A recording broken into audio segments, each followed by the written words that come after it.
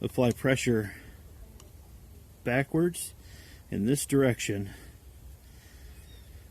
evenly while maintaining the angle that's indicated by that little hash mark on the chainsaw tooth.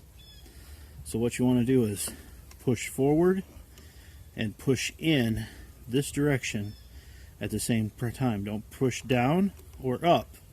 You want to go straight back. So